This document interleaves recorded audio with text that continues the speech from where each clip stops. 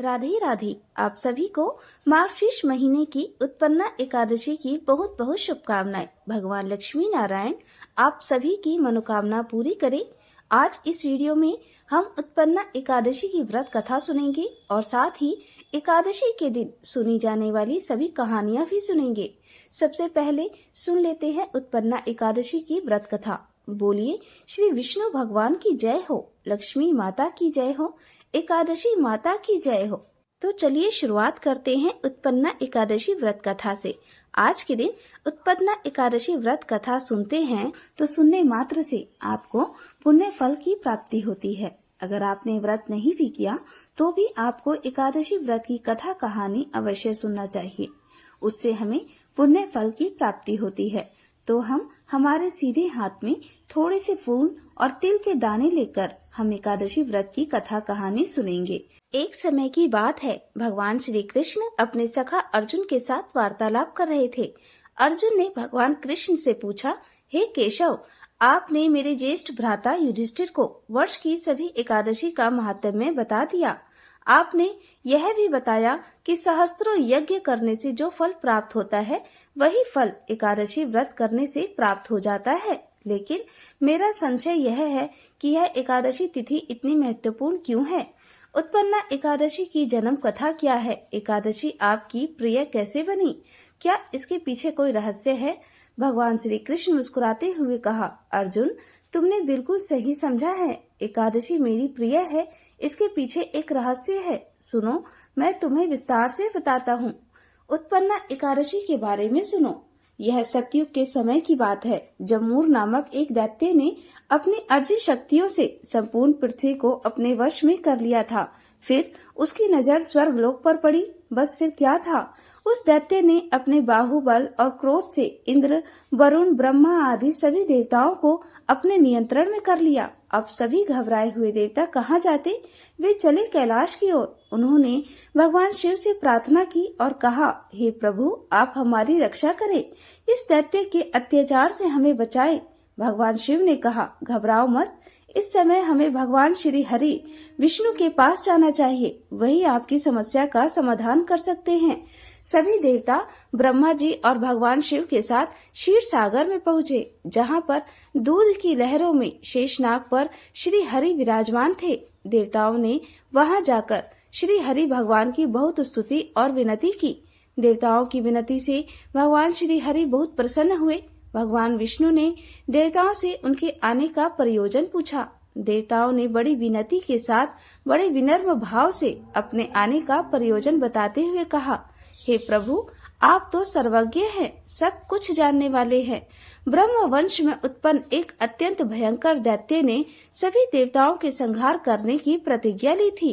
अब उसी दैत्य का पुत्र मूर दैत्य उत्पन्न हुआ है, जिसने इस प्रतिज्ञा को पूर्ण करने की ठानी है। उसने स्वर्ग से हमें निष्कासित कर दिया है और अब वह असुर स्वर्ग पर राज कर रहा है। आप हम पर दया करें और हमें इस संकट से बचाएं। आपके सिवा कोई भी नहीं जो हमें इस संकट से बचा सके। देवताओं की प्रार्थना पर भगवान विष्णु को बहुत क्रोध आया। उन्होंने उसी क्षण देवताओं को आदेश दिया कि वे मूर दैत्य की नगरी चंद्रावती पर आक्रमण करें और वह स्वयं इस युद्ध का नेतृत्व करेंगे। बस फिर क्या था? भगवान की आज्ञा से सभी देवता मूर दैत्य की राजधानी पर आक्रमण करने चल दिए। उधर जब मूर दैत्य को पता चला कि सभी देवता आक्रमण करने आ रहे हैं, तो उसने युद्ध भूमि में आकर भीषण गर्जना करनी आरंभ कर दी। उसकी इस भीषण गर्जना से सभी देवता डर गए और इधर उधर भागने लगे। फिर श्री हरि नारायण सामने आए और उन्होंने सभी दैत्यों का उसी समय संहार कर दिया।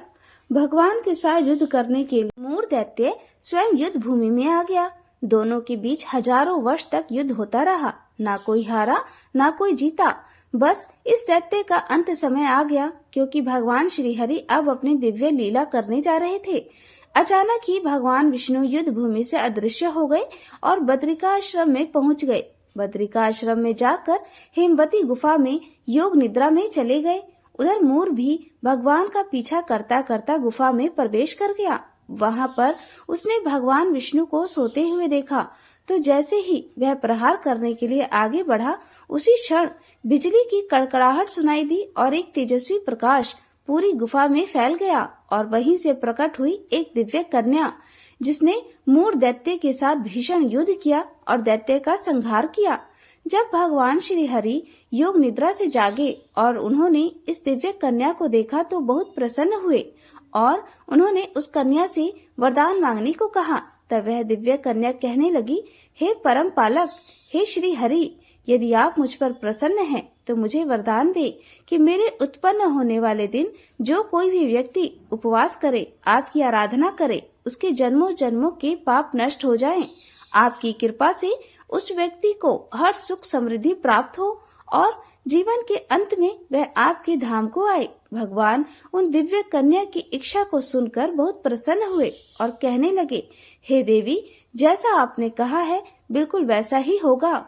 आप मेरी आध्यात्मिक शक्ति के मार्ग से मार्गशीर्ष मास के कृष्ण पक्ष में 11वें दिन उत्पन्न हुई हो, इसलिए इस दिन को उत्पन्ना एकादशी के नाम से जाना जाएगा। जो भी व्यक्ति इस दिन का निष्ठा पूर्वक व्रत करेगा, नियम का पालन करेगा, उसके सभी पाप नष्ट हो जाएंगे और मृत्यु के बाद उसे मेरे धाम की प्राप्ति होगी। कथा को संपन्न करते हुए भगवान श्री कृष्ण कहते हैं, हे अर्जुन, अब तुमने जान लिया है कि एकादशी तिथि कैसे उत्पन्न हुई और मुझे इतनी प्रिय क्यों है। जो कोई भी व्यक्ति इस दिन उत्पन्ना एकादशी के व्रत का पालन करता है, वह भी मुझे बहुत प्रिय होता है। मैं उसे सभी भौतिक ऐश्वर्य और सुख संपत्ति देता हूँ और उसके साथ साथ अपनी शुद्ध भक्ति भी प्रदान करता हूँ। उत्पन्ना एकादशी की इस कथा को जो कोई भी सुनता है, पढ़ता है अथवा दूसरों को सुनाता है, उसके सभी पाप नष्ट हो जाते हैं। मृत्यु के बाद उसे वैकुंठ की प्राप्ति होती है। बोलिए श्री कृष्ण भगवान की जय हो, लक्ष्मी माता की जय हो, एकादशी माता की जय हो। अब सुनिए एकादशी के दिन सुनी जाने वाली एकादशी माता की कहानी। बहुत समय पहले की बात है। रुक्मांगद नामक के एक प्रसिद्ध राजा हुए। भगवान विष्णु की आराधना ही उनका जीवन था। वे चराचर जगत में अपने आराध्य भगवान ऋषिकेश के दर्शन करते थे और पद्मनाथ भगवान की सेवा की भावना से अपने राज्य का संचालन करते थे। वे सभी प्राणियों पर क्षमा भाव रखते थे। देवपुराधिपति महाभागवत राजा रुक्मांगद ने अपने राज्य में एक सुंदर पुष्पोद्यान लगा रखा था। वह उद्यान इतना मनोरम था कि लोगों के लिए एक दर्शनीय स्थल बन गया। उस उद्यान में आने वाले लोग वहां खिले फूलों को तोड़ तोड़ कर ले जाते। परिणाम स्वरूप राजा को एक भी फूल मिलना मुश्किल हो गया। फूलों के अभाव में वह उद्यान उजाड़ और वीरान हो जाता। उद्यान की ऐसी दुर्दशा देखकर राजा बहुत उदास हुए। राजा ने वहां पर चौकीदारों की संख्या बढ़ा दी। लोगों ने फूल तोड़ने बंद कर दिए, किंतु फूलों की चोरी फिर भी होती रही। कोई ठोस परिणाम ना निकला।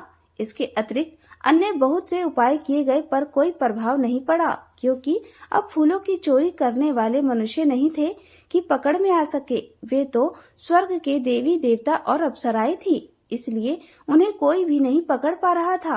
अंत में राजा ने अपने कुल पुरोहित से इस समस्या के समाधान के लिए कुछ करने की प्रार्थना की। तब कुल पुरोहित जी ने समाधान बताते हुए कहा कि यदि शाम के समय उद्यान के सभी पौधों के आसपास भगवान विष्णु का चरणामृत या भगवान के विग्रह से गले से उतारी हुई प्रसादी माला के फूल या भगवान के चरणों में चढ़े हुए फूलों को बिखेर दिया जाए तो संभव है चोरों को पकड़ा जा सकता है। रात्रि होने पर स्वर्ग के देवी देवता और अप्सराएं रोज की तरह उस उद्यान में आई। उसमें से एक अप्सरा का पांव पौधे के आस-पास बिखरे भगवान के चरणों में चढ़े पुष्पों के ऊपर जैसे ही पड़ा, उसके सारे पुण्य उसी समय समाप्त हो गए। उसकी वापस जाने की सारी शक्ति खत्म हो गई।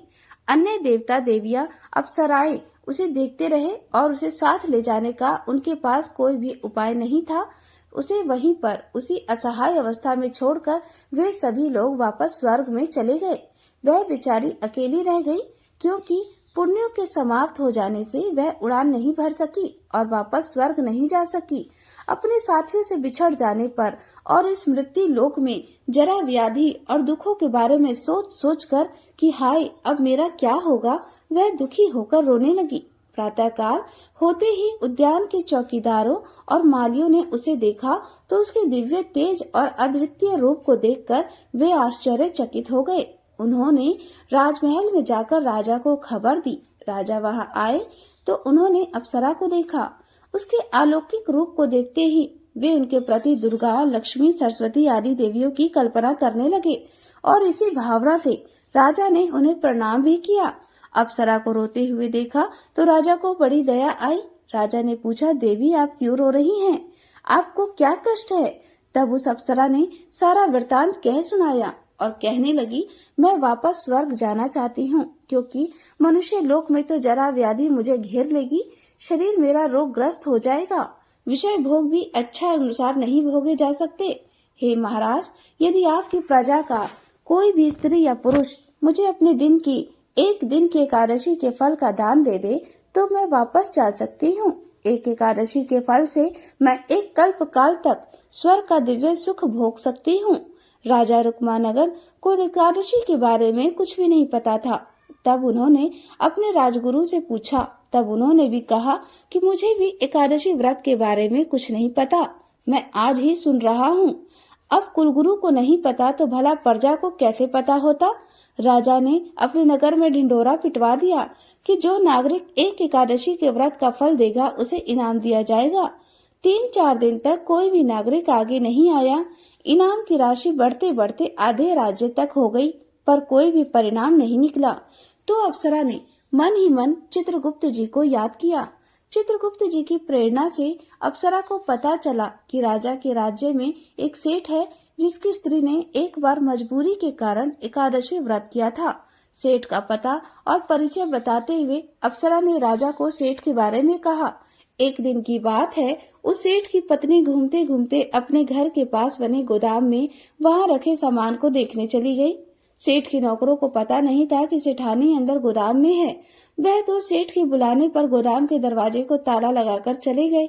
नौकर चले गए पर सेठानी वही बंद रह गई। काफी दरवाजा पीटा पर उस एकांत में किसी ने भी उसकी आवाज नहीं सुनी। अब परेशान सेठानी क्या करती? रात में वहीं सो गई, यह सोचकर कि सुबह कोई गोदाम खोलेगा।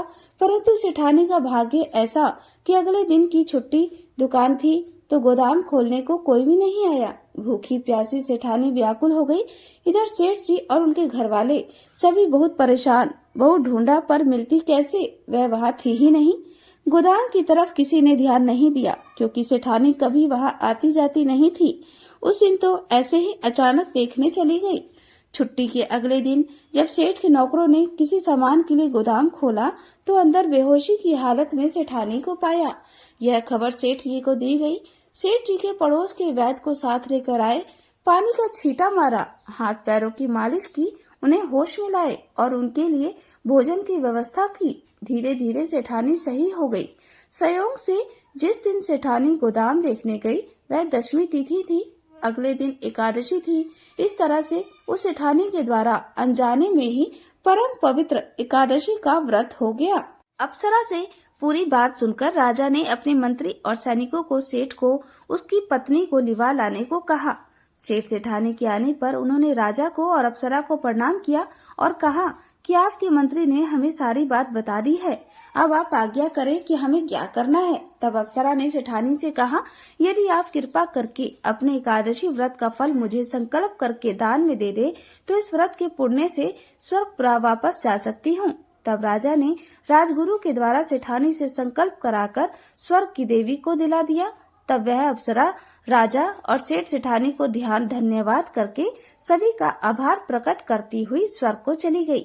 तब राजा ने घोषणा के अनुसार सेठानी को अपना आधा राज्य दे दिया। महाराज रुक्मागंध को इस घटना को प्रत्यक्ष देखने पर पूर्ण विश्वास हुआ कि एकादशी व्रत का बहुत महात्म्य है और इसकी बहुत महिमा है। तब राजा ने विचार किया कि इतनी पुण्यदायिनी और कल्याणकारी एकादशी का व्रत मेरे राज्य के प्रत्येक नागरिक को अवश्य ही करना चाहिए। अतः उसने नियमित रूप से इसे लागू कर दिया। राजा ने कहा, जिनकी उम्र 8 वर्ष से अधिक है अथवा 80 साल से कम है, ऐसा कोई भी व्यक्ति यदि मेरे राज्य में एकादशी के दिन अन्न भोजन करेगा तो उसे मृत्यु दंड दिया जाएगा। या फिर मैं उसे अपने राज्य से ही निकाल दूंगा। इसलिए स्त्री हो या पुरुष, सभी को शुक्ल और कृष्ण पक्ष की दोनों एकादशी तिथि में उपवास करना होगा। यह नियम मेरे पुत्र पर, पिता पर, माता पर, पत्नी, मित्र और रिश्तेदार, चाहे कोई भी हो, सभी पर लागू होगा। न करने पर सभी को दंड दिया जाएगा। इस प्रकार की घोषणा राजा ने पूरे नगर में करवा दी। राजा के आदेश को मानते हुए उस राज्य के सभी लोग एकादशी व्रत का पालन करते हुए बैकुंठ जाने लगे। नरक के द्वार तक तो कोई जाता ही नहीं था। संपूर्ण नरक सूना हो गया। सूर्य पुत्र यमराज और चित्रगुप्त जी दोनों के लिए कोई कार्य ही नहीं रहा। जब सभी प्रजाजन वैकुंठ जा रहे हैं, तब यमराज किन्हें दंड दे और चित्रगुप्त किनके कर्मों का हिसाब रखे। अंत में वे ब्रह्मा जी की सभा में पहुँचे। उन्होंने ब्रह्मा जी से राजा रुक्मांगद के प्रभाव का वर्णन करते हुए कहा, हे पितामह, भगवान विष्णु की आराधना और एकादशी व्रत के प्रभाव से सभी प्राणी बैकुंठ धाम जा रहे हैं। नरक में कोई प्राणी नहीं आ रहा। लंबे समय से हम लोग खाली बैठे हैं। यह सुनकर तो ब्रह्मा जी को बहुत प्रसन्नता हुई। वे मन ही मन भक्त राज रुक्मांगद को नमन करने लगे। ब्रह्मा जी राजा रुक्मांगद की ऐसी अद्भुत महिमा को और बढ़ाना चाहते थे। उन्होंने अपने मन के एक संकल्प में एक अत्यंत सुंदर नारी को प्रकट किया। उस नारी का नाम था मोहिनी। वह संसार की सभी सुंदरियों में श्रेष्ठ और रूप के वैभव से संपन्न थी। एक दिन राजा रुक्मांगद वन भ्रमण के लिए निकले तो उसी वन में मोहिनी अत्यंत मधुर वीणा बजा रही थी। उस रूप राशि को देखकर राजा रुक्मांगद मोहित हो गए। राजा ने मोहिनी से प्रणय की याचना की। तब मोहिनी ने एक शर्त रखते हुए कहा कि समय पर मैं जो कहूँ आपको उसका पालन करना होगा। तब राजा रुक्मांगद ने मोह के वशीभूत होकर वह शर्त स्वीकार कर ली और वे मोहिनी के साथ अपनी राजधानी में लौट आए। वहां वे मोहिनी के साथ सुख से समय व्यतीत करने लगे। युवराज धर्मगांगद ने शासन की पूर्ण योग्यता प्राप्त कर ली थी। उन्हें भूमंडल के सभी मंडल को जीतकर उन पर अपना शासन जमा लिया। अनेक बहुमूल्य रत्न मणियां लाकर अपने पिता को समर्पित किया। धर्मांगद के सुराज्य से प्रसन्न होकर रुक्मांगद ने अपनी संपूर्ण शासन व्यवस्था उसे सौंप दी और योग्य कन्या से उसका विधिवत विवाह भी किया। ब्रह्मा जी ने मोहिनी को राजा रुक्मांगद की परीक्षा लेने के लिए ही भेजा था। सुखपूर्वक बहुत समय व्यतीत हो गया। एक दिन वह अवसर आ ही गया। राजा रुक्मांगद का एकादशी व्रत निर्विघ्न चल रहा था। वे एकादशी के दिन कभी अन्न ग्रहण नहीं करते थे। सदैव की भांति वे घोषणा करा देते कि सभी मनुष्य, तुम सभी अपने वैभव के अनुसार एकादशी के दिन चक्र सुदर्शन धारी भगवान विष्णु की पूजा करो। वस्त्र उत्तम, चंदन रोली, पुष्प, धूप, दीप और हृदय को अत्यंत प्रिय लगने वाले सुंदर फल और उत्तम गंध के द्वारा भगवान श्री हरि के चरणारविंदों की अर्चना करो। जो भगवान विष्णु के लोक को प्रदान करने वाले मेरे इस वचन का पालन नहीं करेगा, उसे कठोर दंड दिया जाएगा। ऐसी घोषणा हाथी पर नगाड़ा लगवाकर पूरे राज्य में करवा दी गई। एक दिन मोहिनी ने अपने पति रुक्मांगद से एकादशी के दिन अन्न खाने का आग्रह किया। तब उसने हठ पूर्वक कहा कि गृहस्थ राजा को जो सदा परिश्रम करता है, कभी अन्न नहीं छोड़ना चाहिए। राजा ने मोहिनी को बहुत समझाया। उन्होंने शास्त्रों का प्रमाण देकर कहा कि एकादशी के दिन जो अन्न खाता है वह पाप का भागी होता है और नरकगामी होता है। किंतु मोहिनी अपने हठ पर अड़ी रही। राजा ने उसे बहुत प्रलोभन भी दिए, पर मोहिनी पर उनकी बातों का कोई भी प्रभाव नहीं पड़ा। मोहिनी राजा को विवाह के समय दी हुई अपनी शर्त को याद दिलाने लगी कि आपने कहा था जो मैं कहूँगी वह आप करेंगे, अन्यथा आप असत्यवादी हो जाएंगे।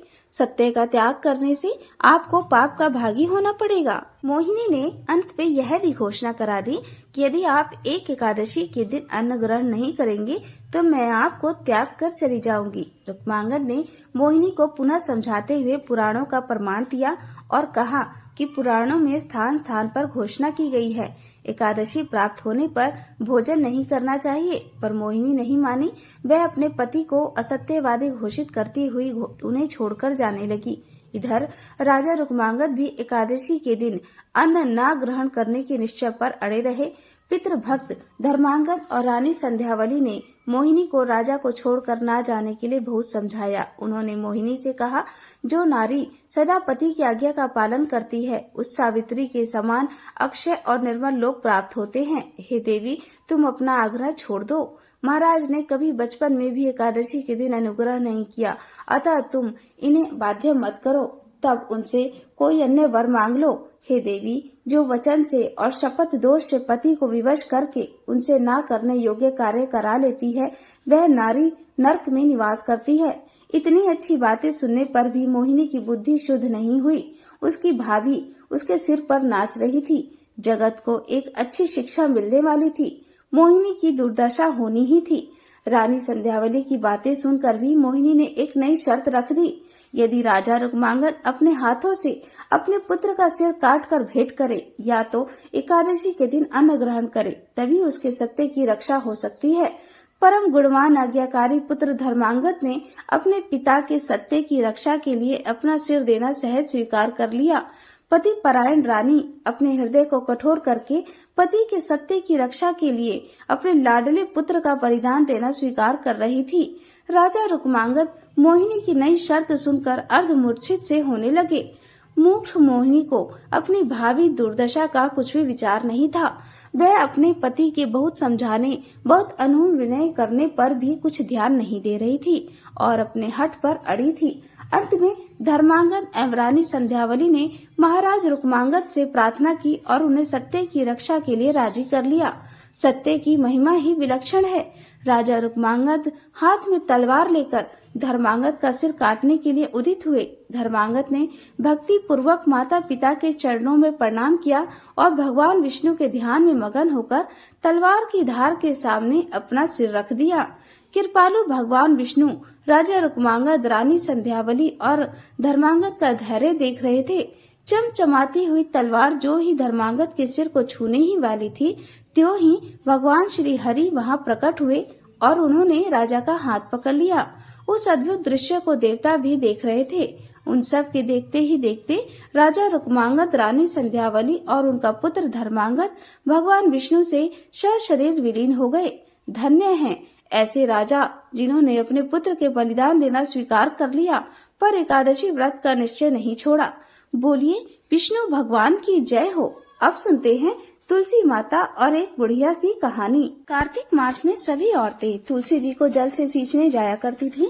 एक बूढ़ी माई भी थी जो कार्तिक मास में नियम से तुलसी जी को सींचा करती और जब भी वह सींचने जाती तो तुलसी माता से हाथ जोड़कर कहती, हे तुलसी माता, सत्य की दाता, मैं तेरा बिरवा सींचती हूँ, मुझे बहू दे, पीले रंग की धोती दे, मीठा ग्रास दे, वैकुंठ में वास दे, अच्छी मौत दे, चंदन का काठ दे, अच्छा राज दे, खाने को दाल भात दे और ग्रास के दिन श्री कृष्ण का कांधा दे। बूढ़ी माई की यह बातें सुनकर तुलसी माता सूखने लगी। तुलसी माता को यूं सूखते देखकर भगवान श्री कृष्ण ने पूछा, हे तुलसी, तुम दिन प्रतिदिन सूखती क्यों जा रही हो? तब तुलसी माता ने कहा, बस मेरे मन की मत पूछो प्रभु। भगवान कहने लगे, मैं नहीं पूछूंगा तो फिर कौन पूछेगा? अब तुलसी माता कहने लगी, हे प्रभु, एक बूढ़ी माई आती है और अपनी बात कहकर चली जाती है। मैं उनकी सारी बातें तो पूरी कर दूंगी, लेकिन कृष्ण का कंधा कहाँ से ले आऊंगी? तब भगवान बोले कि जब वह मरेगी तो अपने आप ही मैं कंधा देने आ जाऊंगा। तुम बूढ़ी माई से यह बात कह देना। इसके कुछ दिनों के बाद वह बूढ़ी माई मर गई। बूढ़ी माई के मरने पर सारा गांव इकट्ठा हो गया और उसका अंतिम संस्कार समय आने पर जब गांव के लोग उन्हें उठाने लगे तो वह बहुत भारी हो गई और किसी के भी उठाए ना उठी। तब सभी बोले, ये तो बहुत संस्कारी थी, बहुत पूजा पाठ करती थी और कोई पाप भी नहीं किया, फिर ये इतनी भारी कैसे हो गई? तभी बूढ़े ब्राह्मण के वेश में भगवान वहाँ आए और कहने लगे कि यह भीड़ कैसी है? तब गांव के लोग बताने लगे कि एक बूढ़ी माई रहती थी, वही मर गई है और यह इतनी पापिन थी कि उसकी अर्थी नहीं उठ रही। यह बहुत भारी हो गई है। वैसे तो अपने जीवन में इसने बहुत पूजा पाठ की। तब भगवान बोले कि मुझे इसके कान में कुछ कह लेने दो, फिर यह उठ जाएगी। ऐसा कहकर भगवान ब्राह्मण के वेश में बूढ़ी माई के पास गए और उसे कान में कहा कि माई, तू अपने मन की कर ले, पीताम्बर की धोती ले, मीठा मीठा ग्रास ले, वैकुंठ में वास ले, चटके की चाल ले, चंदन का काठ ले, झालर की झनकार ले, दाल भात का जीवन ले और कृष्ण का कांधा भी ले। भगवान की यह बात सुनकर बूढ़ी माई तो तुरंत हल्की हो गई और तब भगवान स्वयं उन्हें अपने कंधे पर लेकर गए।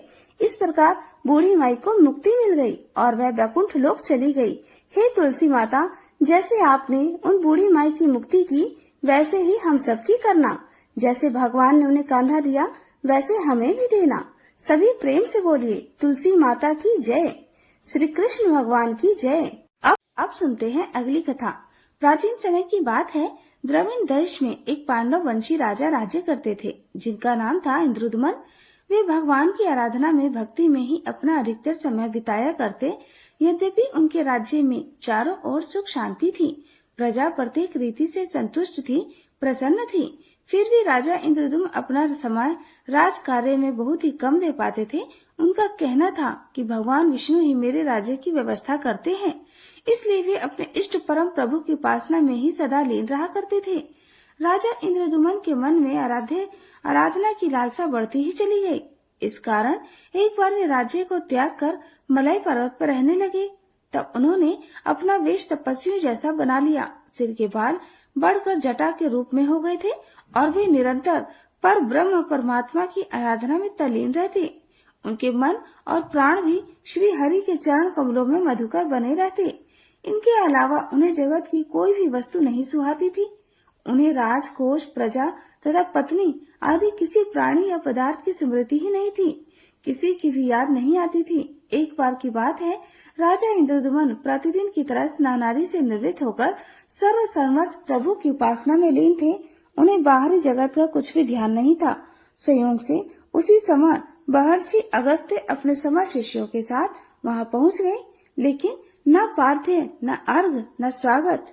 मौन वृत्ति राजा इंद्रदुम्न परम प्रभु के ध्यान में निमग्न थे, जिस कारण महर्षि अगस्त्य क्रोधित हो गए और उन्होंने क्रोधित होकर राजा इंद्रदुम्न को श्राप दे डाला कि इस राजा ने गुरुजनों से शिक्षा नहीं ग्रहण की है और अभिमानवश परोपकार से निर्वृत्त होकर यह मनमानी कर रहा है। ऋषियों का अपमान करने वाला यह राजा हाथी के समान जड़ बुद्धि है, इसलिए इसे घोर अज्ञान में हाथी की योनि प्राप्त हो। महर्षि अगस्त्य भगवत भक्त इंद्रदुम्न को यह श्राप देकर वहां से चले गए। राजा इंद्रदुम्न ने भी इसे श्री मंगलमय विधान समझकर प्रभु के चरणों में सिर रख दिया। क्षीराव में 10 सहस्त्र योजन लंबा चौड़ा और ऊंचा त्रिकुट नामक पर्वत था। वह पर्वत अत्यंत सुंदर और श्रेष्ठ था। उस पर्वत राज त्रिकुट की तराई में ऋतु नामक भगवान वरुण का क्रीड़ा कानन था। उनके चारों ओर सुंदर दिव्य वृक्ष सुशोभित थे।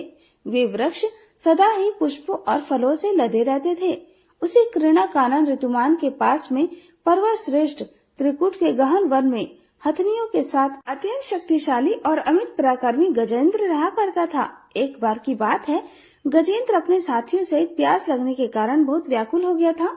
वह कमल की गंध से सुगंधित वायु को सूंघकर एक मन को लुभाने वाले विशाल सरोवर के तट पर जा पहुंचा। गजेंद्र ने उस सरोवर के निर्मल, शीतल और मीठे जल में प्रवेश किया। पहले तो उसने जल पीकर अपनी प्यास बुझाई, फिर उसी जल में स्नान कर उसने अपनी थकान दूर की। इसके बाद उसने जल क्रीड़ा आरंभ कर दी। वह अपने सूंड में जल भरकर उसकी फुहारों से हथनियों को स्नान कराने लगा। तभी अचानक गजेंद्र ने सूंड उठाकर चिल्लाना शुरू कर दिया। पता नहीं किधर से एक मगर ने आकर उस गजेंद्र का पैर पकड़ लिया था। गजेंद्र ने अपना पैर छुड़ाने के लिए पूरी ताकत लगा दी, लेकिन उसका वश नहीं चला। मगर के मुंह से उसका पैर नहीं छूट पाया। अपने स्वामी गजेंद्र को ग्रहग्रस्त देखकर हथनियां, कलह और अन्य जो गज वहां पर थे, वह सभी व्याकुल हो गए। वे सूंड उठाकर चिंगाड़ने और गजेंद्र को बचाने के लिए सरोवर के भीतर बाहर दौड़ने लगे। उन्होंने पूरा प्रयास किया, लेकिन सफल नहीं हो पाए। वस्तुतः महर्षि अगस्त्य के श्राप से राजा इंद्रदुम्न ही गजेंद्र हो गए थे और गंधर्व हुहुम महर्षि देवल के श्राप से ग्रह हो गए थे। वे भी अत्यंत पराक्रमी थे। दोनों के बीच इस प्रकार संघर्ष चलता रहा। गजेंद्र खुद को बाहर खींचता और वह मगर गजेंद्र को भीतर खींचता। सरोवर का निर्मल जल उनकी खींचातानी से गंदला हो गया। कमल दल शत विशत हो गए। जल के अंदर रहने वाले जल जंतु व्याकुल हो उठे। गजेंद्र और ग्रह का यह संघर्ष 1 सहस्त्र वर्ष तक चलता रहा। वे दोनों जीवित ही रहे।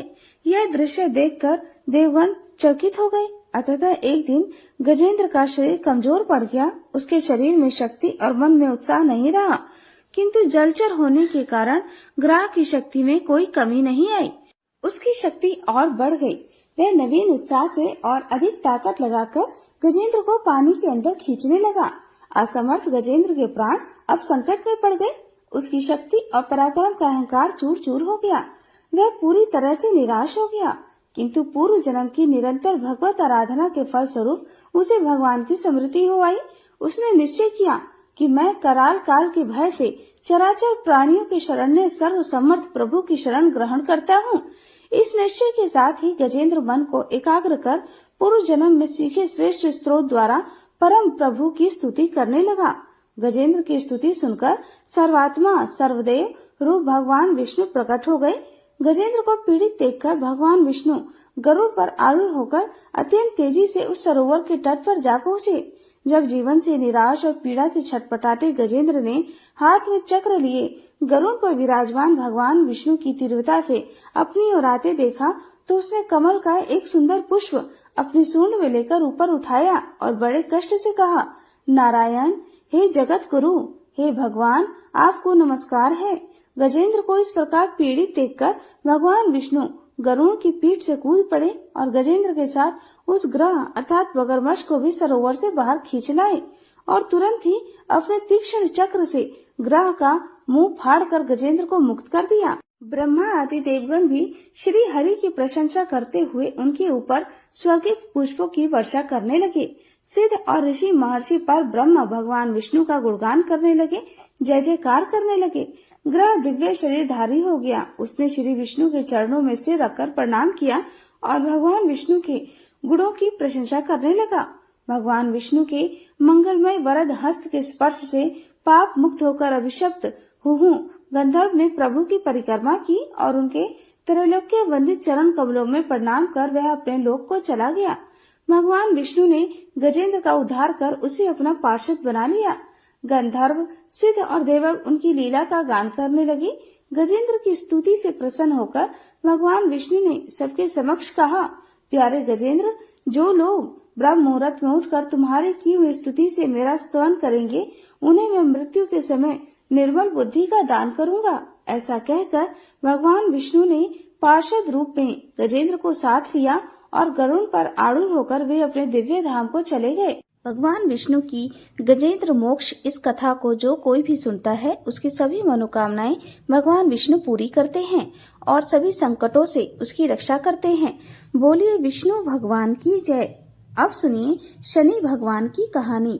बहुत समय पहले की बात है। किसी गांव में एक ब्राह्मण ब्राह्मणी अपने परिवार के साथ रहते थे। ब्राह्मण देव भगवान का भजन करते और भिक्षा मांगकर अपने परिवार का पालन करते। इसी तरह से ब्राह्मण देव के दिन गुजर रहे थे।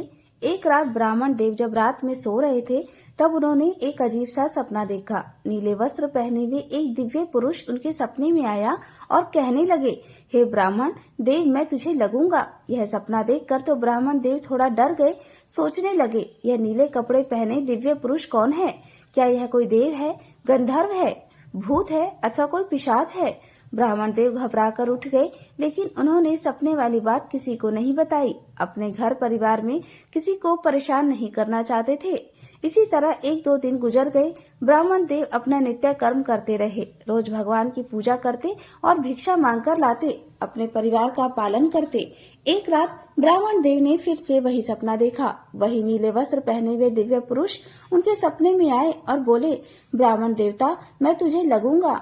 आज तो ब्राह्मण देव बहुत परेशान हो गए। सुबह उठकर सिर पकड़कर बैठ गए।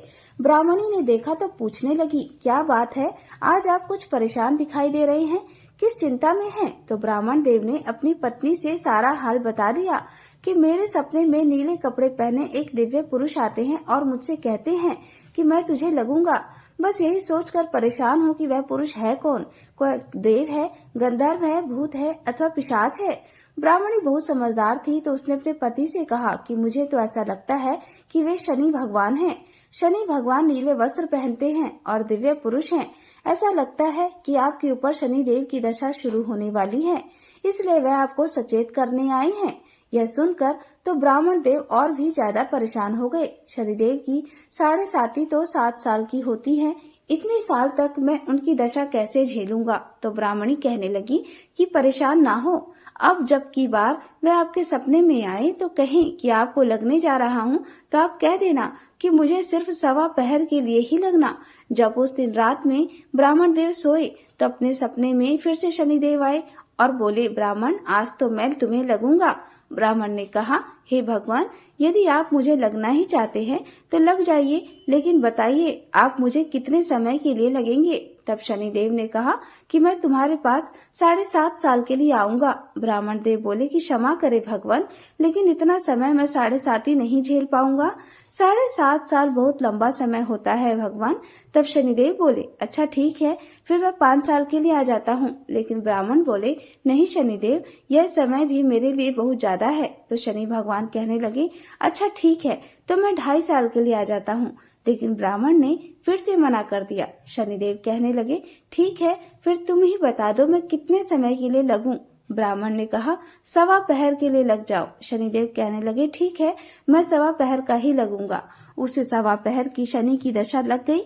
ब्राह्मण देव जब सुबह सवेरे उठे तो अपनी पत्नी से कहने लगे, जैसा तुमने कहा था मैंने शनिदेव से 1.25 पहर की दशा लगा ली। अब मुझ पर दशा लग गई है और शनि की दशा में तो बहुत संकट आते हैं। मैं एक काम करता हूँ, मंदिर में जाकर पाठ करने लगता हूँ। थोड़ी देर में जब 1.25 पहर बीत जाएगा तो मैं घर पर आ जाऊंगा। तुम मेरे खाने पीने का सामान दे दो और मेरे पीछे से घर में ही रहना। घर से बाहर मत निकलना और बच्चों को भी कहीं मत जाने देना। ब्राह्मण ने जैसा कहा था, ब्राह्मणी ने उसे खाने पीने का सामान बांध कर दे दिया। ब्राह्मण देवता मंदिर की ओर चल पड़े। चलते चलते रास्ते में तरबूज का एक खेत दिखाई दिया। उसमें 2 तरबूज बहुत लाल लाल पके पके थे। ब्राह्मण देव को दिखाई दे रहे थे। ब्राह्मण ने सोचा, इन तरबूज को ले चलता हूँ, जब घर जाऊंगा तो बच्चे तरबूज देखकर खुश हो जाएंगे। ब्राह्मण देव ने 2 तरबूज वहां से ले लिए। फिर सोचा, बिना पैसे के लेकर जाऊंगा तो चोरी हो जाएगी। ब्राह्मण देव ने एक बार आवाज लगाई तो कोई हो तो मैं उसे पैसे दे दूं, लेकिन कोई भी नहीं आया। तो ब्राह्मण देव ने तरबूज के पैसे वहीं पर रखे खेत में और आगे मंदिर की तरफ चल दिए। तरबूज उन्होंने अपने गमछे में लपेट लिए और लेकर चल दिए। जाकर मंदिर में पाठ करने बैठ गए। ब्राह्मण देव पर शनि की दशा लगी थी तो असर तो होना ही था। ब्राह्मण देव ने जो तोत और पूछ तोड़े थे वह राजा के लड़कों के सिर बन गए। थोड़ी देर में उनका गमछा खून से लाल हो गया। एक व्यक्ति उनके पास आया और बोला, ब्राह्मण देव आपकी इस गमछे में क्या है? तो ब्राह्मण देव बोले कि इसमें तो तरबूज है। व्यक्ति से रहा नहीं गया क्योंकि उसे तो गमछा लाल लाल दिख रहा था। तो कहने लगा, तरबूज तो नहीं है, कुछ और ही है, जरा खोल कर दिखाओ। ब्राह्मण ने जो गमछा खोल कर दिखाया तो देखा उसमें तो सचमुच दोनों राजकुमारों के सिर थे। ब्राह्मण देव तो डर गए। राजा के लड़कों के सिर मेरे पास कहाँ से आ गए? राजा को पता लग गया तो मुझे फांसी दे देगा। उसने उस व्यक्ति से कहा, भाई देखो ऐसा है, मेरे पर शनि की दशा लग रही है और शनि की दशा में संकट आते ही आते हैं। यह मैं तरबूज तोड़ कर लाया था और राजा के लड़कों के सर बन गए हैं। 1.25 पहर की दशा है, 1.25 पहर के बाद सब ठीक हो जाएगा, तुम किसी से मत कहना। उस व्यक्ति ने ब्राह्मण के सामने तो हाँ कर दिया, लेकिन बाहर जाकर 1 से कह दी, 2 से कही, 4 से कही, करते करते पूरे राज्य में फैल गई कि ब्राह्मण ने राजा के लड़के मार दिए और उनके सिर पर अपने पास रखकर बैठा है। करते करते बात राजा तक पहुंच गई। राजा ने अपने सिपाहियों को आदेश दिया कि ब्राह्मण को पकड़ कर लाओ। राजा के सिपाही ब्राह्मण को पकड़ने गए तो ब्राह्मण उनसे भी अनुनय विनय करने लगा कि देखो भाई, मैंने राजा के लड़कों को नहीं मारा है, मेरे पर शनि की दशा लग रही है। मैं तो तरबूज तोड़कर लाया था, राजा के लड़कों के सिर कैसे बन गए मुझे नहीं पता। लेकिन सैनिकों ने ब्राह्मण की एक भी बात नहीं मानी। उन्हें पकड़कर राजा के पास ले गए। राजा ने ब्राह्मण को फांसी पर चढ़ाने का हुक्म दे दिया। राजा के सिपाही ब्राह्मण को फांसी पर चढ़ाने ले गए तो फांसी पर चढ़ाने से पहले सैनिकों ने ब्राह्मण से अंतिम इच्छा पूछी। कहने लगे, ब्राह्मण देव, अगर तुम्हारी कोई अंतिम इच्छा हो तो बता दो। ब्राह्मण ने सोचा, यदि कुछ समय तक फांसी रुक जाए तो शनि की दशा का 1.25 पहर पूरा हो जाएगा। इस तरह ब्राह्मण ने एक युक्ति लगाई। सैनिकों से बोले, देखो भाई, मेरे रोज का पाठ का नियम है, मैं जब तक पाठ नहीं कर लेता हूँ तब तक खाता पीता भी कुछ नहीं हूँ। अगर तुमने मुझे पाठ करने से पहले फांसी दे दी तो मेरा नियम टूट जाएगा। मुझे आज का पाठ कर लेने दो, बस मैं यह पाठ कर लूँ, फिर तुम मुझे फांसी पर चढ़ा देना। सैनिकों ने अंतिम इच्छा सोचकर ब्राह्मण की बात मान ली। ब्राह्मण पाठ करने बैठ गया। अभी ब्राह्मण पाठ कर ही रहा था कि सवा पहर पूरा हो गया और शनि की दशा खत्म हो गई। राजा के जो बेटे थे वह खेलते खेलते राजा के पास आ गए। राजकुमारों को देखते ही राजा हैरान। अभी अभी तो मुझे खबर मिली थी कि राजकुमारों की हत्या हो गई है, लेकिन राजकुमार तो मेरे सामने सही सलामत खड़े हैं। अब राजा को मन ही मन दंड लगने लगा। निर्दोष ब्राह्मण, सीधा साधा ब्राह्मण फांसी पर चढ़ा दिया गया होगा। मुझ पर तो ब्रह्म हत्या का दोष लग जाएगा। राजा ने अपने सैनिकों को बुलवाकर कहा, ब्राह्मण को सूली पर मत चढ़ाना। ब्राह्मण को राजा के पास लाया गया। राजा ने ब्राह्मण से क्षमा मांगी, उन्हें बहुत सारा धन दिया और कहने लगे, ब्राह्मण देवता, मुझे तो समझ में नहीं आया यह सब क्या माया थी, यह सब कैसे हुआ, क्यों हुआ। तो ब्राह्मण कहने लगे कि महाराज, मुझ पर सवा पहर की शनि की दशा लग रही थी, इसी कारण यह सब कुछ हुआ है। शनि की दशा तो जो ना करा दे वह थोड़ा है। राजा कहने लगे, ब्राह्मण देव, शनि की दशा में अगर इतने संकट आते हैं तो मुझे कोई उपाय बताओ कि शनि की दशा में किस प्रकार का कार्य करना चाहिए। ब्राह्मण ने कहा, हे राजन, यदि किसी राजा को या सेठ को शनि की दशा आए तो काला हाथी या काला घोड़ा दान करें। गरीब को शनि की दशा आए तो पीपल के पेड़ की पूजा करें। शनिवार की कहानी सुने। तिल, तेल, काला उड़द का दान करें। काले कुत्ते को सरसों के तेल से चुपड़ी रोटी खिलाएं तो शनि की दशा उतर जाएगी। तेल की पाली और गुड़ की डाली डकौत को दे दे और कह दे, शनि देव मोटा, कभी न आवे टोटा। इस तरह कह दे तो शनि की दशा उतर जाएगी। राजा ने ब्राह्मण को बहुत सारा धन देकर विदा कर दिया। ब्राह्मण देव दोनों तरबूज लेकर खुशी खुशी अपने घर चल दिए। घर जाकर तरबूज एक तरफ रख दिए और ब्राह्मणी से सारी बात बताने लगे। थोड़ी देर में ब्राह्मणी ने सोचा, चलो तरबूज काट लेती हूँ। तरबूज काटने बैठी, जैसे ही उसमें चक्कू लगाया, देखा उसमें से तो हीरे मोती निकलने लगे। उसने ब्राह्मण देव से पूछा, ब्राह्मण देव, यह क्या है? इसमें से इतने सारे हीरे मोती कैसे निकल रहे हैं? ये तरबूज आपको किसने दिए? ब्राह्मण ने बोले कि भगवान, जब शनि की दशा लगी थी तो मैंने यह दोनों तरबूज खेत से तोड़े थे। शनि की दशा में दोनों तरबूज राजा के लड़कों के सर बन गए। अब दशा उतर गई है तो देखो इसमें से हीरे मोती गिर रहे हैं। शनि देवता ने हमें माला माल कर दिया। ब्राह्मण देव शनि देव से हाथ जोड़कर प्रार्थना करने लगे, हे शनि देवता, जैसे मुझे अपनी दशा में संकट दिखाए वैसे किसी को भी कभी ना दिखाना, और जैसे मुझे माला माल कर दिया वैसे सबको माला माल कर देना। जैसे मेरे घर को अन्न धन से भर दिया ऐसे ही सबके घर को अन्न धन से भर देना। सबकी मनोकामना पूरी करना और सबके संकटों को दूर कर देना। बोलिए शनि देव भगवान की जय हो। अब सुनिए लपसी और तपसी की कहानी। क्योंकि बिना लपसी तपसी की कहानी के सुनी गई कथाओं का कोई भी पुण्य प्राप्त नहीं होता, इसलिए कार्तिक मास के हर दिन नियम से अंत में लपसी तपसी की कहानी भी सुनी जाती है। एक बार की बात है, एक लपसी था और एक तपसी था।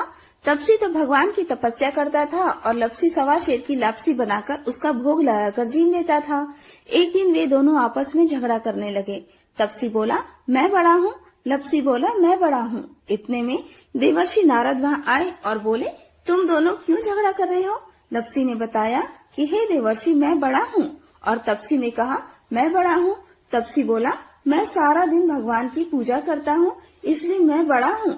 यह सुनकर नारद जी ने कहा कि मैं तुम्हारा फैसला कल कर दूंगा। कार्तिक मास चल रहा था। दूसरे दिन लपसी और तपसी नहा कर आए तो नारद जी ने 1.25 करोड़ की अंगूठी उनके सामने फेंक दी। लपसी का ध्यान उस अंगूठी पर नहीं गया। तपसी तपस्या करने बैठा था तो उसे जमीन पर पड़ी हुई अंगूठी दिखाई पड़ी और उसने उसे अपने घुटने के नीचे छुपा लिया और तपस्या करने लगा। उधर लपसी लापसी बनाकर उसका भोग भगवान को लगाकर जीवने बैठ गया। इतने में ही देवर्षि नारद वहाँ प्रकट हुए। उन्हें देखकर दोनों ने प्रणाम किया और फिर दोनों एक साथ पूछा, बताइए देवर्षि, हम दोनों में से कौन बड़ा है? फिर तपसी ने एक बार फिर कहा कि मैं बड़ा हूँ। लपसी हाथ जोड़कर खड़ा रहा। तब देवर्षि ने कहा कि मैं अभी इस बात का निर्णय कर देता हूँ। देवर्षि ने तपसी को इशारा किया और कहा कि तुम जरा अपना घुटना तो उठाओ। तब तपसी के घुटने के नीचे 1.25 करोड़ की अंगूठी निकली, जिसे देखकर नारद जी बोले, यह अंगूठी तूने चुराई है, तुझे तेरी तपस्या का फल नहीं मिलेगा। तब तपसी बोला, हे नारद जी, मेरी तपस्या का दोष कैसे दूर होगा? नारद जी ने कहा, रोटी बनाकर बाटियां नहीं बनाया तो तुझे फल मिलेगा, ब्राह्मण जमाकर दक्षिणा नहीं दी तो तुझे फल मिलेगा, साड़ी देकर ब्लाउज नहीं दिया तो तुझे फल मिलेगा, और जो दिए से दिया जलाए उसका फल तुझे मिलेगा। सब व्रत त्योहारों की कहानी सुनने के बाद जो तेरी कहानी ना सुने उसका फल तुझे मिलेगा। तब से लपसी की तपसी कहानी सुनी और सुनाई जाती है। कहानी सुनने के बाद कहा जाता है, लपसी का फल लपसी ना होयो, तपसी का फल तपसी ना होयो, माँ की कहानी कथा का फल माने को हो। यह थी लपसी और तपसी की कहानी।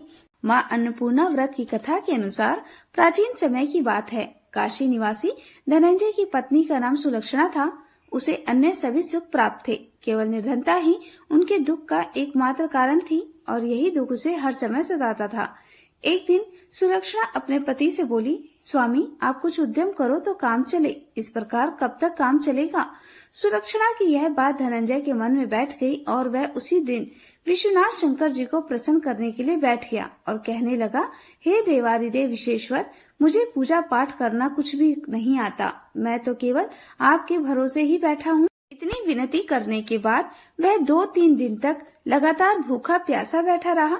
यह देखकर भगवान शंकर ने उसे कान में अन्नपूर्णा अन्नपूर्णा अन्नपूर्णा इस प्रकार 3 बार कहा। यह कौन क्या कह गया? बस इसी सोच में धनंजय पड़ गया कि मंदिर से आते ब्राह्मण को देखकर वह पूछने लगा, पंडित जी अन्नपूर्णा कौन है? तब ब्राह्मण ने कहा, अरे धनंजय, तू तो अन्न छोड़कर बैठा है, इसलिए तुझे हर समय अन्न की ही बात सूझती है। जा घर जाकर अन्न ग्रहण कर। धनंजय अपने घर गया, जाकर पत्नी से सारी बात कही। तब वह बोली, नाथ चिंता मत करो, स्वयं शंकर जी ने यह मंत्र दिया है और वे स्वयं ही खुलासा भी करेंगे, आप फिर से जाकर उनकी आराधना करो। पत्नी के कहे अनुसार धनंजय फिर पहले दिन की तरह ही जाकर पूजा में बैठ गया। रात्रि में भगवान शंकर जी ने आज्ञा दी, कहा तू पूर्व दिशा में चला जा। अब धनंजय अन्नपूर्णा का नाम जपता जाता और रास्ते में फल खाता, झरनों का पानी पीता जाता। इस प्रकार कितने ही दिनों तक लगातार वह चलता रहा। वहाँ उसे चांदी से चमकते वन की शोभा देखने को मिली, सुंदर सरोवर देखने मिला। उसके किनारे कितनी ही अप्सराएं झुंड बनाए बैठी थी। एक अप्सरा कथा कहती थी और सब माँ अन्नपूर्णा इसी प्रकार बार बार कहती थी। यह अगहन मास की उजियारी रात्रि थी और आज से ही व्रत का आरंभ था। जिस शब्द की खोज करने वह निकला था, वहाँ उसे वही शब्द सुनने को मिला। धनंजय ने तब उनके पास जाकर धीरे से पूछा, हे देवियों, आप यहाँ सब क्या कर रही हो? तब उन सब ने कहा, हम सब माँ अन्नपूर्णा का व्रत कर रही हैं। व्रत करने से क्या होता है और क्या यह व्रत किसी ने किया भी है? इसे कब किया जाए और कैसे किया जाए और इसकी कैसी विधि है, मुझसे भी कहो। धनंजय के कहने पर वे अप्सराएं कहने लगी, इस व्रत को कोई भी कर सकता है। 21 दिन व्रत करने के लिए 21 गांठ वाला सूत लेना, 21 दिन यदि ना कर पाए तो 1 दिन का ही उपवास करें और यह भी ना करें तो केवल कथा सुनकर ही प्रसाद ले ले। निराहार रहकर कथा कहें। कथा सुनने वाला कोई न मिले तो पीपल के पत्तों को रखकर सुपारी या घृत कुमारी यानी गवार पाठ को वृक्ष के सामने रखकर दीपक को साक्षी बनाकर सूर्य, गाय, तुलसी या महादेव को बिना कथा सुनाए मुख में अन्न मत डालना। यदि भूल से कुछ पड़ जाए तो 1 दिवस फिर उपवास करें। व्रत के दिन क्रोध ना करें और झूठ ना बोले। अप्सराओं के द्वारा विधि बताने पर धनंजय बोला, फिर बताइए इस व्रत के करने से क्या होगा? तब वे कहने लगी, इसके करने से अंधे को नेत्र मिल जाता है, लूलों को हाथ मिल जाता है, निर्धन के घर धन के भंडार भर जाते हैं, बंजान को संतान मिलती है, मूर्ख को विद्या मिलती है और जो जिस कामना से व्रत को करता है माँ उसकी वह हर कामना पूर्ण करती है। धनंजय कहने लगा, बहनों, मेरे घर में भी धन नहीं है, विद्या नहीं है, कुछ भी तो नहीं है मेरे पास। मैं तो दुखिया ब्राह्मण हूँ, मुझे इस व्रत का सूत दोगी क्या? हाँ भाई, तेरा कल्याण हो, हम तुझे सूत देंगी, ले इस व्रत का मंगल सूत ले ले। तब धनंजय ने उन अप्सराओं से सूत लेकर व्रत को किया। व्रत पूरा हुआ तभी सरोवर में से 21 खंड की स्वर्ण सीढ़ी हीरा मोती जड़ी हुई प्रकट हुई। धनंजय जय अन्नपूर्णा कहता जाता था। इस प्रकार जाने कितनी ही सीढ़ियां वह उतरता गया। तब अंदर जाकर उसने क्या देखा कि करोड़ों सूर्य से प्रकाशमान माँ अन्नपूर्णा का मंदिर है। उसके सामने स्वर्ण सिंहासन पर माँ अन्नपूर्णा विराजमान है। सामने भिक्षा हेतु शंकर भगवान खड़े हैं। दिव्यांगनाएं चवर डुला रही हैं। कितने ही हथियार बांधे पहरा दे रही हैं। धनंजय दौड़कर माँ जगदम्बा के चरणों में गिर पड़ा। देवी उसके मन का दुख जान गई। धनंजय हाथ जोड़कर कहने लगा, माता आप तो अंतर्यामिनी हैं। आपको मैं अपनी दशा भला क्या बताऊं? आप तो सब कुछ जानती हैं। तब माता बोली, तुमने मेरा व्रत किया है, जा संसार तुम्हारा सत्कार करेगा। माता ने धनंजय की जीवा पर बीज मंत्र लिख दिया। अब तो उसके रोम रोम में विद्या प्रकट हो गई।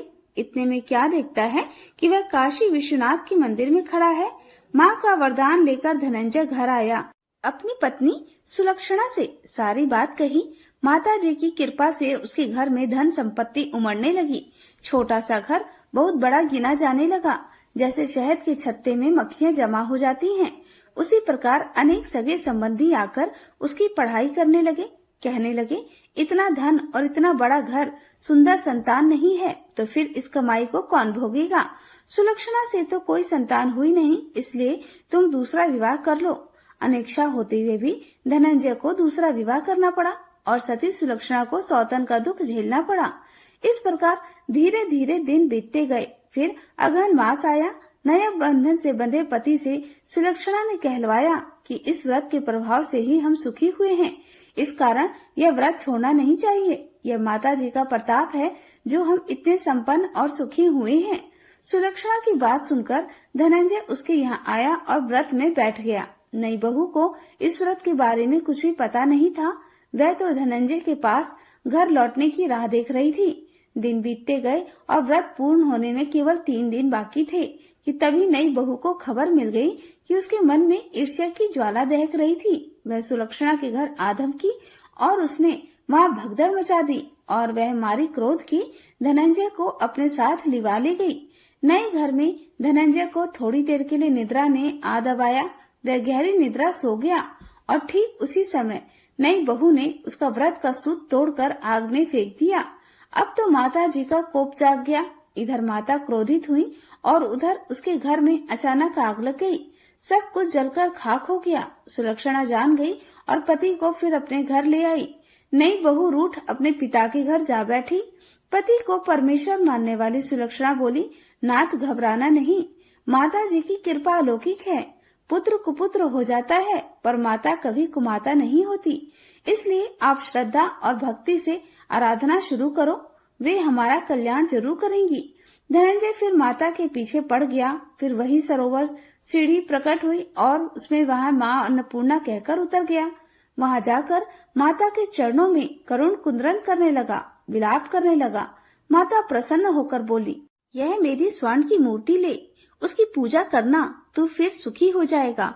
जा, तुझे मेरा आशीर्वाद है। तेरी पत्नी सुलक्षणा ने श्रद्धा से मेरा व्रत किया है, उसे मैंने पुत्र का वरदान दिया है। धनंजय ने आंखें खोली तो खुद को काशी विश्वनाथ के मंदिर में खड़ा पाया। वहां से फिर उसी प्रकार वह घर को आया। इधर सुलक्षणा गर्भवती हुई और 9 महीने पूरे होते ही उसके यहाँ पुत्र का जन्म हुआ। गांव में आश्चर्य की लहर दौड़ पड़ी। अब तो गांव में जिसकी कोई भी कामना होती वही मनौती मांगने लगता और इस तरह सभी लोगों की मनोकामनाएं पूर्ण होने लगी। इस तरह उसी गांव के निसंतान सेठ के पुत्र होने पर उसने माता अन्नपूर्णा का मंदिर बनवा दिया। उसमें माता जी धूमधाम से पधारी, यज्ञ हुआ और धनंजय को मंदिर के आचार्य का पद दे दिया गया। जीविका के लिए मंदिर की दक्षिणा और रहने के लिए बड़ा सुंदर सा भवन भी दिया गया। धनंजय पत्नी और पुत्र सहित वहाँ सुख से रहने लगा। माता जी के चढ़ावे से भरपूर आमदनी होने लगी। उधर नई बहू के पिता के घर डाका पड़ गया, सब कुछ लुट गया और वे भीख मांगकर अपना पेट भरने लगे। सुलक्षणा ने जब यह सुना तो उन्हें बुलावा भेजा और उनके आने पर उन्हें अलग घर में रख लिया और उनके अन्न वस्त्र का प्रबंध भी कर दिया।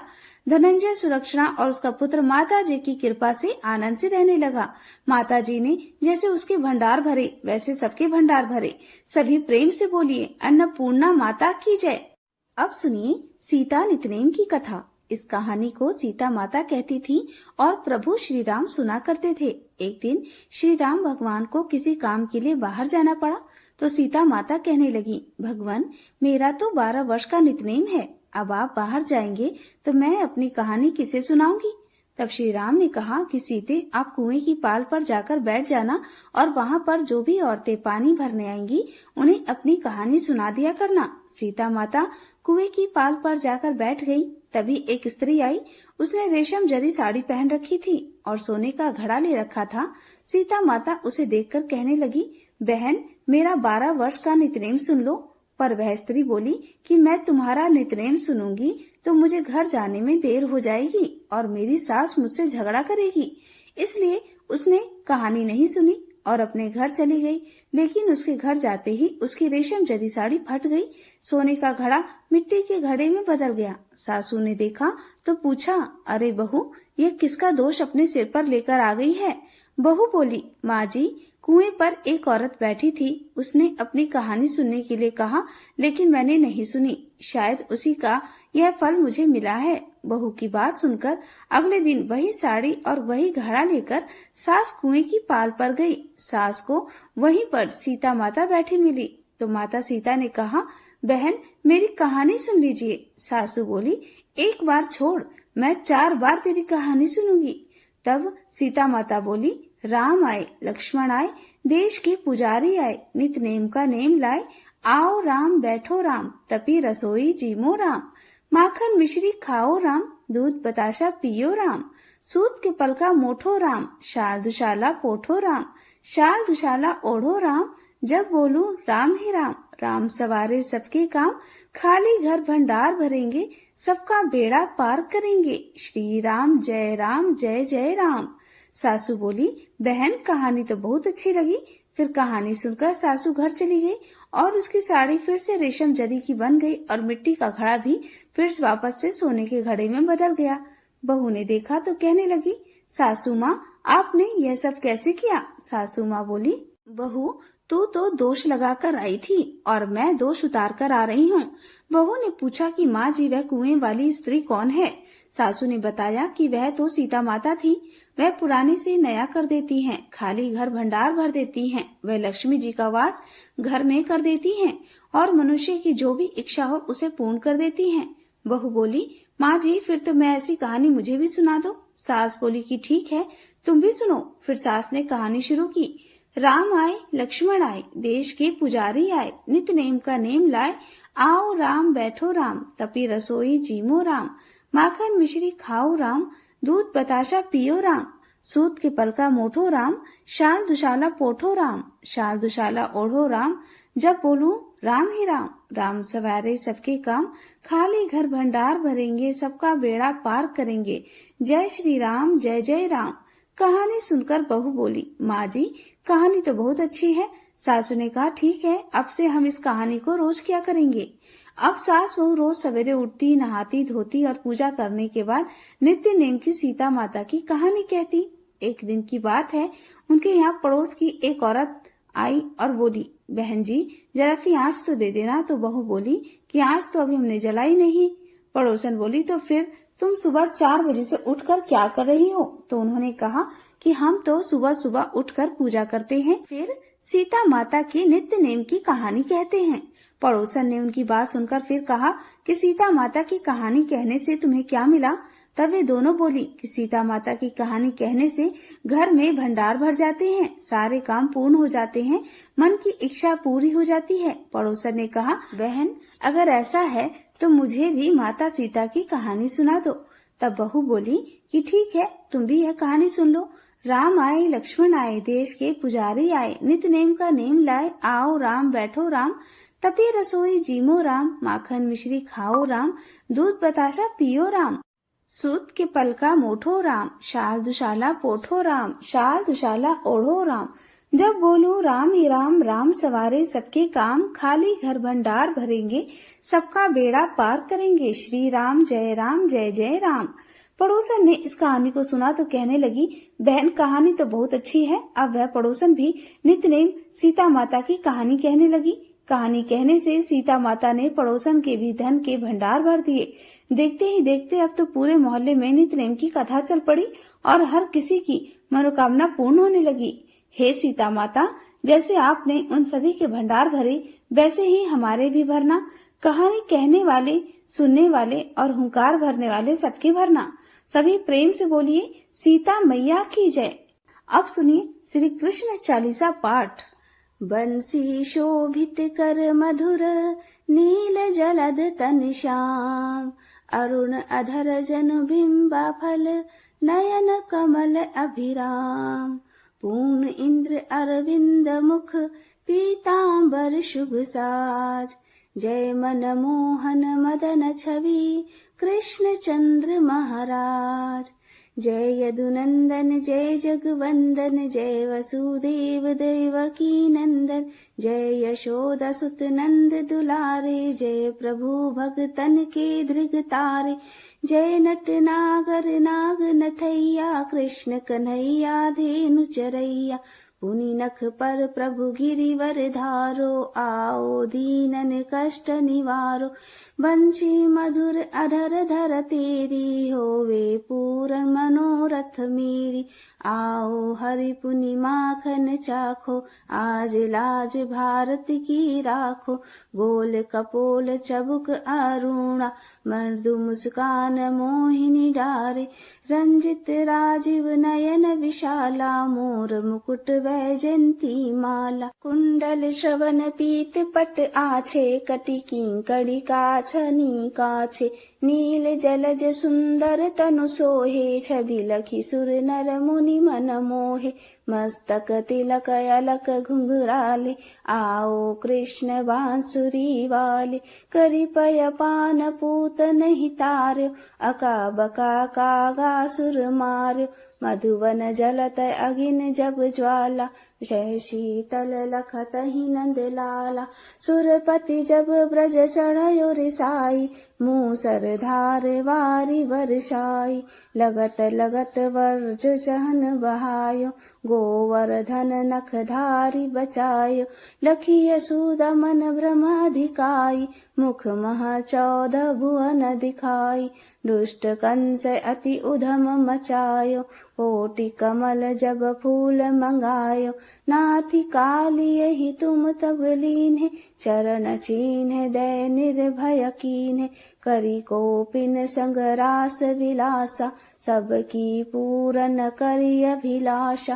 केतिक महा असुर संहारो, कंस ही केस पकड़ी दे मारो। मात पिता की बंदी छुड़ाई, उग्रसेन कह राज दिलाई। मही से मृतक छहो सुत लायो, मातु देवकी शोक मिटायो। भौमासुर मुर दैत्य संहारी, लाए 18 सहस कुमारी। दे भीमहि तृण चीर सहारा, जरा सिंधु राक्षस कह मारा। असुर बकासुर आदिक मार्यो, भगतन के तब कष्ट निवार्यो। दीन सुदामा के दुख टार्यो, तंदुल 3 मूठ मुख डार्यो। प्रेम के साग विदुर घर मांगे, दुर्योधन के मेवा त्यागे। लखी प्रेम की महिमा भारी, ऐसे श्याम दीन हितकारी। भारत के पारथ रथ हाके, लिए चक्र कर नहीं बल थाके। निज गीता के ज्ञान सुनाए, भगतन हृदय सुधा बरसाए।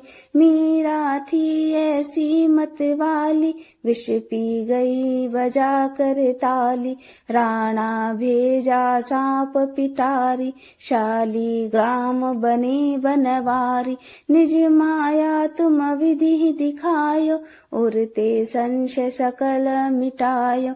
तब शत निंदा करी तत्काला, जीवन मुक्त भयो शिशुपाला। जब ही द्रौपदी टेर लगाई, दीननाथ लाज अब जाई। तुरत ही बसन बने नंद लाला, बढ़े चीर भयारी मुह काला। अस अनाथ के नाथ कन्हैया, डूबत भवर बचावै अनैया। सुंदर दास आस उरधारी, दया दृष्टि की जय बनवारी। नाथ सकल मम कुमति निवारो, क्षमहु बेगी अपराध हमारो। खोलो पट अब दर्शन दीजे, बोलो कृष्ण कन्हैया की जय। बोलो कृष्ण कन्हैया की जय, बोलो कृष्ण कन्हैया की जय। यह चालीसा कृष्ण का पाठ करे उधारी, अष्ट सिद्धि नव निधि फल लहे पदारथ चारी।